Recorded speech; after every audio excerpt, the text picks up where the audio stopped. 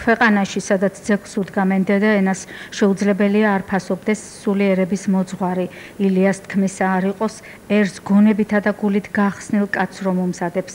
ერთ-ერთი ასეთი გახლდათ აჭარაში, შუახევის სოფელ ოლადაურში მოღვაწე ვაჟა მაკარაძე, მართლაც და სოფლის მასწავლებელი, შემოქმედი პედაგოგი, ენთუზიასტი დირექტორი, ერთგულად რომ ემსახურა მაღალმთიანეთში საუკუნეს მიტანებულ პირველ ქართულ სკოლას.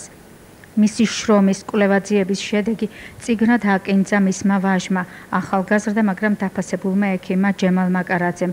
განათლებისა და კულტურის სახელმწიფო მუზეუმში კი წიგნის პრეზენტაციას დაესწრო აჭარის ინტელიგენცია. ყველა ვინც იცის ამაგდარი კაცის ფასი, რადგან ის იყო დიდი პედაგოგი, დიდი განმანათლებელი და დიდი მკვლევარი. ამ წიგნით იგი წარმოაჩნდა როგორც შესანიშნავი გეოგრაფი, შესანიშნავი ისტორიკოსი, ფოლკლორისტი, შესანიშნავი ეთნოგრაფი. ის იყო შესანიშნავი ხელმძღვანელი სკოლის დირექტორი და ამიტომ იყო ეს სკოლა ასე ძლიერი, ასე კარგად ორგანიზებული სასწავლო-ამოწმდებოდი პროცესით და მისი გამოსვლა, მისი მოხსენება, მისი სიტყვა ყოველთვის იყო წონადი. თვითონ ისე აღზარდა და ისეთნაირ დონეზე მიიყვანა მისი ქალიშვილის სკოლაში, რომ ხეობამ, მარეთის ხეობამ და განათლების განყოფილებამ მიზანში ეწონილად მიიჩნია მამის ადგილი, რომ დაეკავებინა შვილს. ეს უდიდესი გამარჯვება. ამაზე დიდი გამარჯვება ალბათ მშობლისათვის არ არსებობს. აი მეორე შვილი ავიღოთ. იყვაცა იმ კაცმა, მოუყარა მოდენა მასალას თავი, ვაჟა მაკარაძე, მაგრამ ეს სადღაც რომელიღაც თავზე დარჩებოდა, რომ მას ასეთი ვაჟი არ დაეტოვებინა.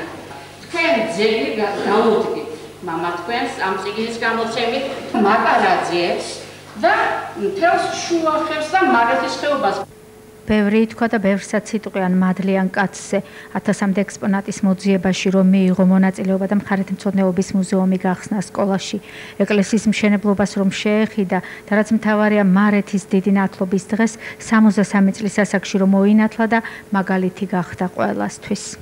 ჩემს სოფელს ოსმალები ყარადერეს, ანუ შავ ხეობას ეძახოდნენ. სწორედ ასეთმა ვაჟა მაკარაძის თანაპიროვნებებმა გაანათლეს და გაანათეს ქაურობა. ადამიანთა სულიერ და ზნეობრივ განათლებაზე ეკლესია ეზრუნავდა და სწორედ აი ამ კუთხით ბატონი ვაჟას 8 წელი არის აუწონავი.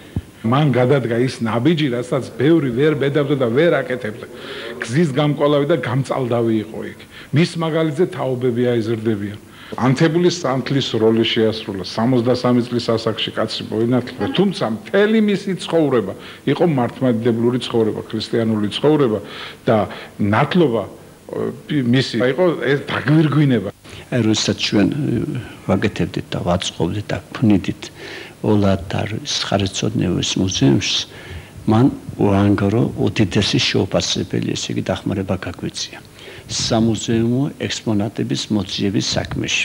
და ის რომ განათლებისა და კულტურის მუზეუმში მიზანმიმართულად ჩავთვალე, რომ ეს ამ წიგნის პრეზენტაცია უნდა გაკეთებულიყო ფართე საზოგადოების წარმომადგენლობის თანდასწრება. ჩვენ ვაჩვენეთ მაგალითისათვის, როგორ უნდა იღვაწოს თითოეულმა პიროვნებმა თავისი სოფლისა და ხეობის თუ რაიონის წარმოჩენის მიზნით. და მე ვფიქრობ, რომ შვილები მამას აჯობებენ. ყველაზე დიდი სიმდიდრე რაც მამამ გიბოძა. მისი შვილობა, მისი სახელი, რომელიც მხოლოდ ძალასა და ენერგიას მატებს და ამ ტვირთის სიდვაც არც თუ ისე იოლია, რა თქმა უნდა. და სიდავს მაინც კაცობის ტვირთს მედია მაკარაძე ოლადაურის პირველ სკოლაში. მალე ალბათ იქ სამლოცველოს გახსნის ბატონი ჯემალი. ეს ახალგაზრდა ყველაფერს ასწრებს, ბათუმში ცხოვრობს და სამშვილს პატარა ვაჟა მაკარაძეს სრდის სამომავლოდ.